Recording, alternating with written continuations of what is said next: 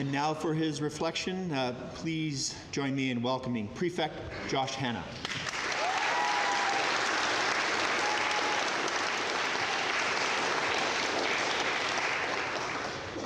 Thank you. A couple weeks back, we found ourselves discussing possibilities for community service events in our weekly Prefect meeting.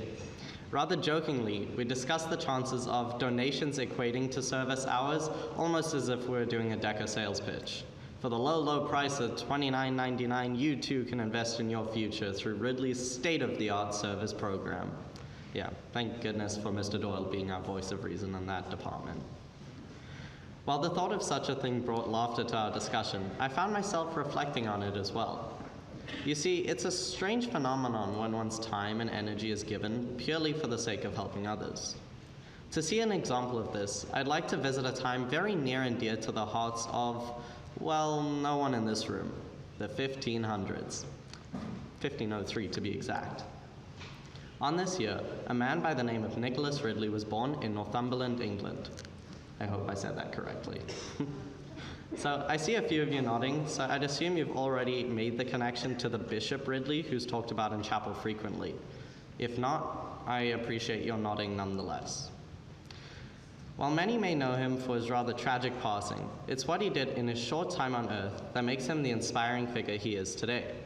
He gave himself in continued service and had the bravery to challenge the status quo of the ruling elite at the time. In Gen Z terms, he would have been referred to as a woke influencer. He was such an influential figure, in fact, that he even persuaded King Edward VI to allow homeless women and children alike to seek refuge in the empty royal palaces. His courage never stopped, even up until his death. Tied to the stake, he was said to have spoken these words, "O Heavenly Father, I give unto thee most heartily thanks that thou hast called me to be a professor of thee, even unto death." So, how exactly does a man who worked his entire life for the sake of others find himself thanking God for this opportunity, despite the circumstances he was under?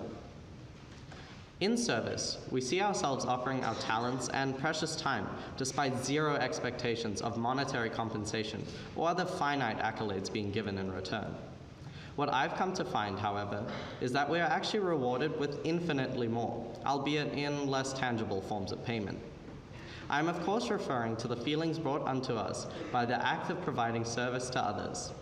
The overwhelming joy it brings to offer a helping hand to those around you truly has no limit. I think of the time a couple students and I spent in Guatemala with the Doppenberg family way back in 2019. Just days before the borders were shut down as a result of the pandemic tightening its grip over the world, I was given the rewarding opportunity to offer service to the community of El Salvatierra through a week of work and learning. Some of the most notable memories I have of this trip consisted of moments one would generally find unappealing from an outside perspective. While picking up garbage around the Center of Hope, I recall a student asking exactly what the point of doing so was.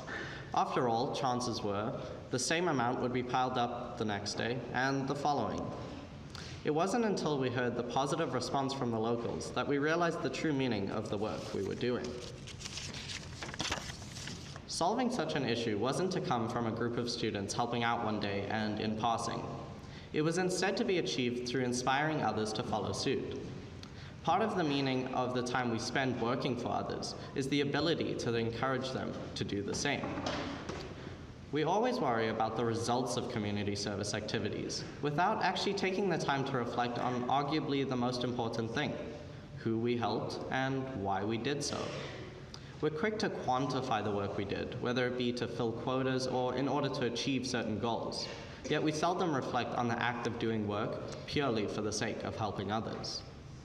Back to the story.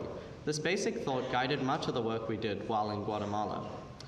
By simply reflecting on the reasons for what we did each day, we were able to find pride in the goals that we had achieved. While certainly challenging, I was amazed by the smiles on the faces of our group that was able to lead our motivation the entire time. Even in the blazing hot sun, crouched down to paint the walls of a newly built school, we found joy in the work we had done, and were even more prepared to face the challenges of the next day. I can honestly say I wouldn't trade a thing in this world for the honor and privilege it was to be able to assist the Doppenberg family, and I hope that this may inspire some of you to take that leap of bravery and join one of the service trips offered this year. So, advertising aside, the seemingly intrinsic motivation that stems from providing assistance to others is what I see driving our Ridley community. It's the service Saturdays that have been planned for by those around us, faculty taking the time to host tutorials outside of work hours, even the simple act of holding a door for someone and wishing them well, that grows the love that binds this community together. It's for that exact reason that I stand before you today, speaking to the importance of service to others. With that in mind, I encourage each of you to take some time out of your busy schedules and reflect on the reasons that you provide your time and energy to aid others. Sure, it's hard to avoid mandatory service on those early Saturday mornings, but what if the times you've helped a fellow peer with homework, or even the last time you greeted someone with a friendly smile? It's for these reasons, these simple actions, that we may be allowed to make Terra Dum Prosum our motto. It's the act of being consumed in service that I see making Ridley the home it is today. Speaking to your precious time, I'd like to honor this by keeping this next part short, but I want to quickly share a quote by Martin Luther King Jr. He once said, "Everybody can be great because anybody can serve. You don't have to have a college degree to serve. You don't have to make your subject and verb agree to serve. You only need a heart full of grace and a soul generated by love." Fellow Ridleyans, I see this love every day that I've attended this school.